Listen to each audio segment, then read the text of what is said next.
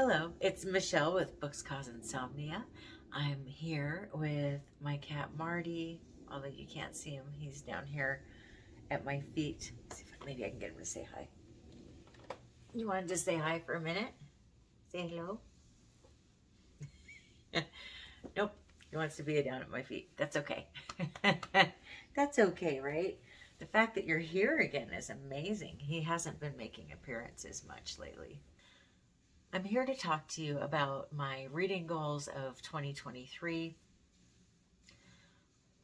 I will be doing a video about my favorite books of 2022 and a wrap-up / book review for December, but I want to wait until I'm done reading every book I'm going to read in December to film those. Over the summer, I became very close to shutting down this channel multiple times. I decided that I didn't want to quit and to give it a little bit of time. But the reason I was thinking of shutting down the channel was I was not enjoying BookTube anymore. I love watching BookTube videos, but I was not enjoying being a BookTuber anymore. And that's the whole point in doing this, is it's a hobby. But when I went up to Washington State for a week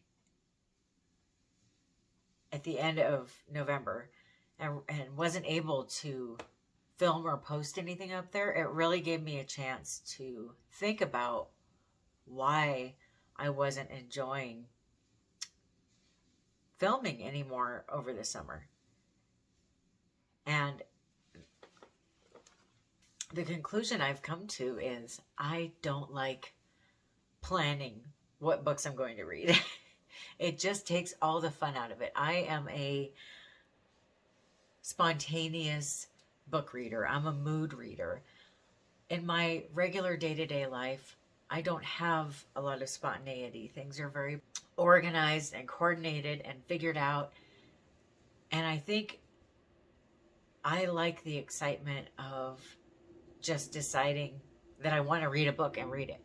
What I don't like is what I've been doing ever since I started this channel. Actually, before I started this channel, when I was doing bookish videos on my other YouTube channel, I had been doing lists ahead of time for each month and the books I wanted to read, and it just really took the fun out of it. I started looking at reading as some kind of a punishment or something I had to do or accomplish by a certain amount of time.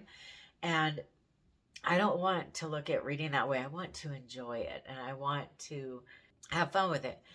And as you know, for the last 3 months now, I have not been doing TBR videos. I haven't been making lists of what I'm going to read. I've been doing a little bit of it when there's a readathon that I'm doing. Obviously, then I have to plan what I'm going to read. But otherwise, I haven't been planning. And it's made all the difference. My excitement over reading and over talking about books has returned. Even though that's probably not the typical way that people do a BookTube channel, TBR videos are not probably coming back anytime soon. Unless I'm doing a readathon, and then I will do one explaining what I'm reading for that particular readathon. But otherwise, it's just so much more fun for me to come over here to these shelves behind you and go, oh, you know what? I feel like reading this right now. And just reading it.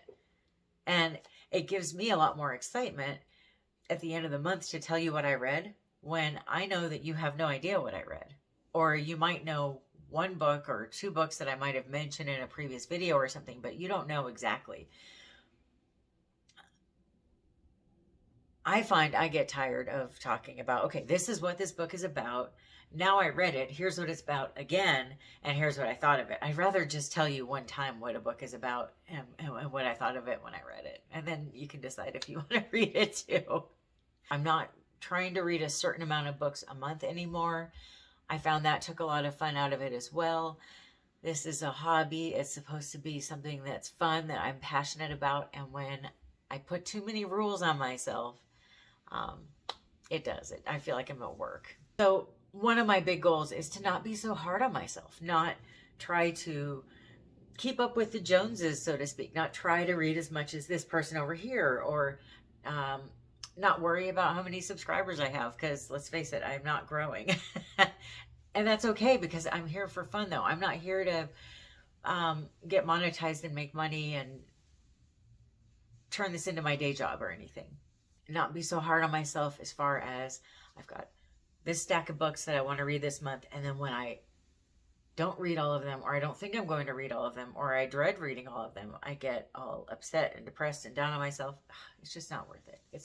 As far as things I want to do this year and concentrate on, one thing that really has stood out to me is the way that I deal with Book of the Month. I love Book of the Month, don't get me wrong, but when I get that message that this month's book selections are in, I get excited and I go and I got to pick one of them, and I pick one, and then I get it. And sometimes they're books that I feel like I settled on. I feel like I'm accepting books that maybe I wouldn't normally pick up or want to read, or it's just, okay, of these 5 or 7 books, this is the one that I find the most interesting. But is it one that I'm actually passionate about reading? There's times where I'm not that excited, and then they end up just sitting here on my bookshelf for a long time. And I've decided to be more selective and more patient about Book of the Month.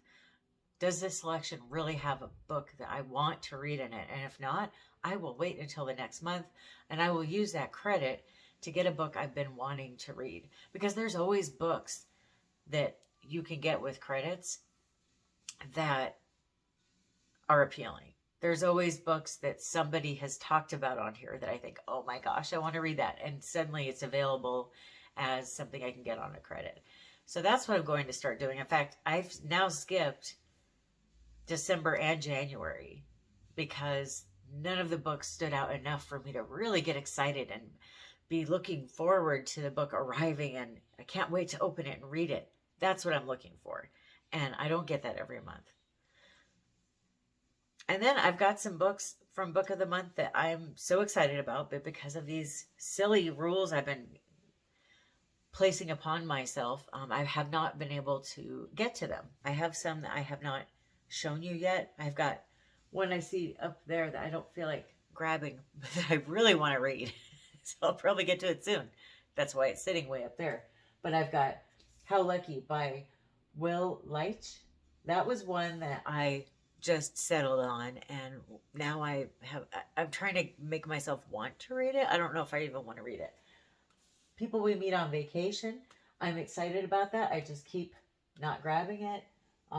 Don't Cry Over Me by Daniel Black. The Hacienda.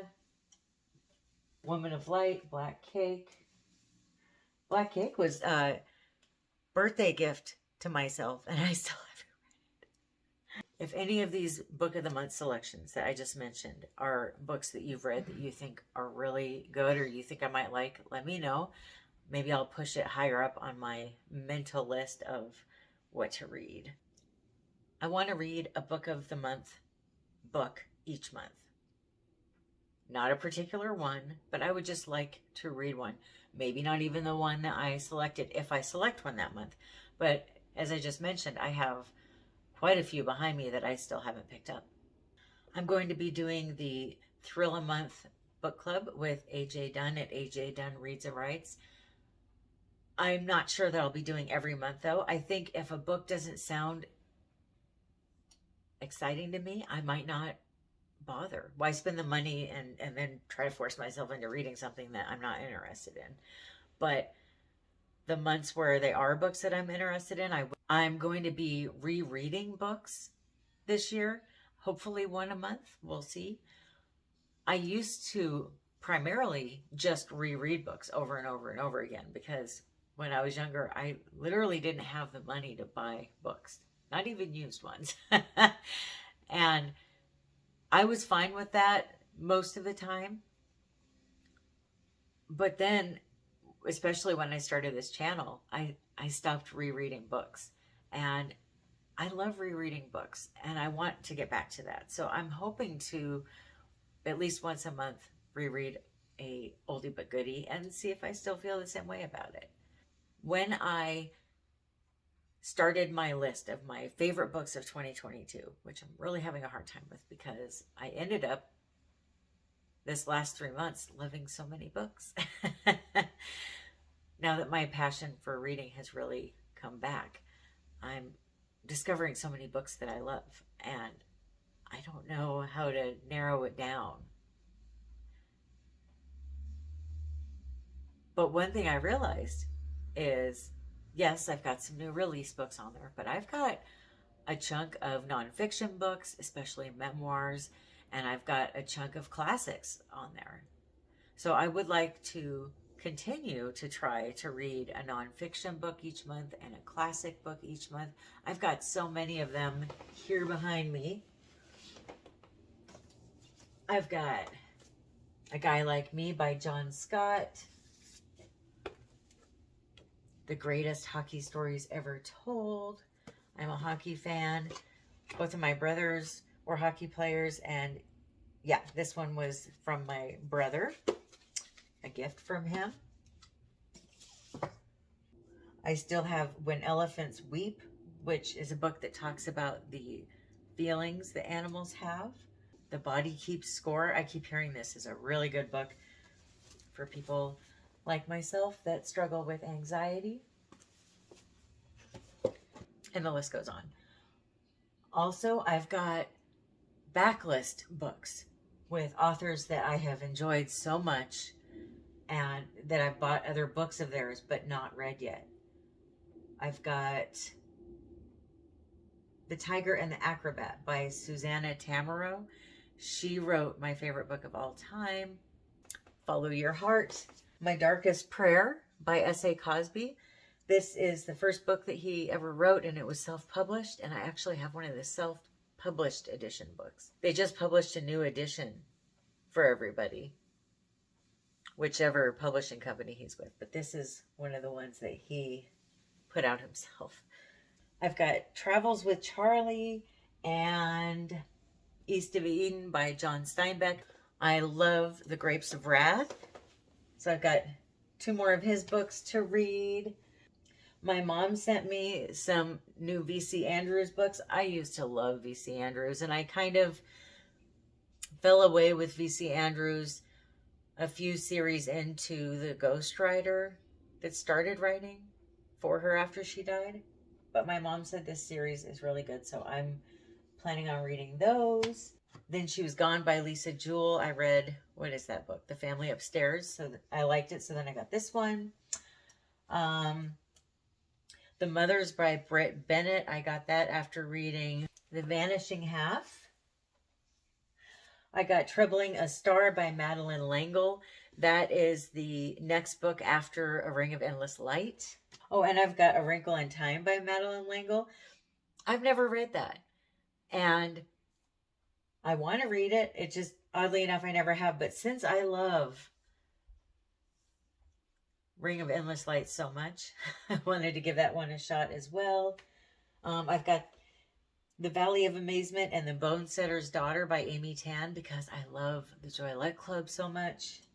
That list goes on and on as well. That was just one part of the bookshelf I went through with backlist books, and there's still 2 other sections, so there's probably a lot of them. The other ones I wanted to mention to you are the classics. I need your help with those ones. Let me know which ones you think are worth reading so that maybe I can get to them, because I've really been loving the classics I've been reading lately, and I want to make that a little bit more of a monthly thing. I mean, I've been saying that for years, but I want to try to actually do it this year. So I've got East of Eden by John Steinbeck, Silas Marner by George Eliot, Cat's Cradle by Kurt Vonnegut. Is that a classic? I'm not sure, but I've read this multiple times. So it's not as urgent as a reread, but then again, I want to reread some books this year.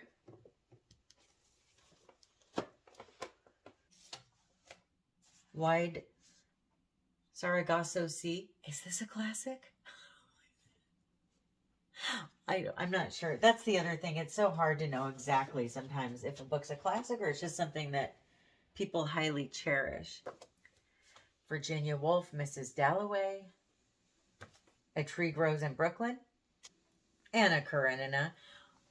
I remember I wanted to read this. It had been one of the books on my schedule for one of the months. I'm not sure which month it was, but I sat down to read it and got overwhelmed, and I was on a time crunch, and I just thought, how am I going to read this in a week?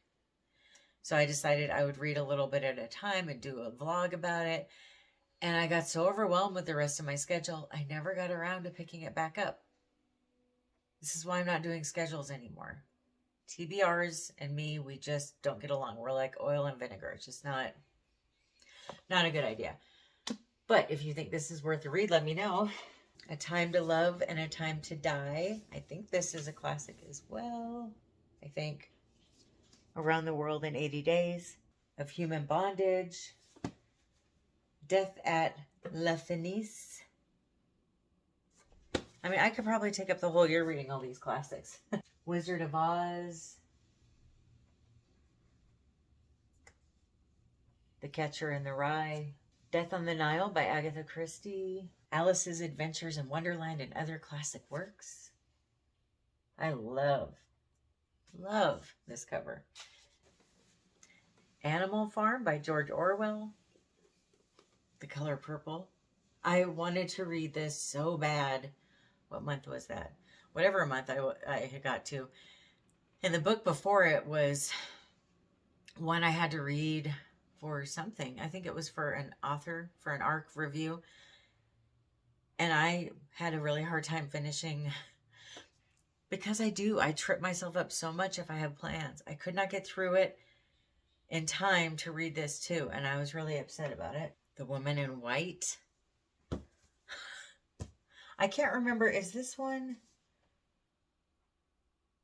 This is part of the Thrill a Month book club, but it's for February of 2026. I mean, I guess I could wait that long. I don't know if I want to wait that long, but I guess I could. Those are my plans and some of the books that I'm hoping to read in 2023. I'm just so excited, though, to come over here and just say, I feel like reading this book and just reading it. I cannot describe how much I have been enjoying that. When I got home from our trip, I realized that I had to start another readathon that night. And I thought, no, I'm not doing that. I'm going to read what I want to read. And the rest of the month, or actually the entire month of December, I have done nothing but read what I wanted to read. The only book that had been planned was my Thriller Reads book selection. But that's a book that I wanted to read. I'm actually almost done with that book. And then that should be it for my December books, along with the audiobook that I'm listening to right now. So that video should be coming up soon. And also my favorite books of 2022 should be coming up soon. So let me know if you have any reading goals for 2023 that are a little bit different than what you've done this last year or in previous years. I would love to hear all about it.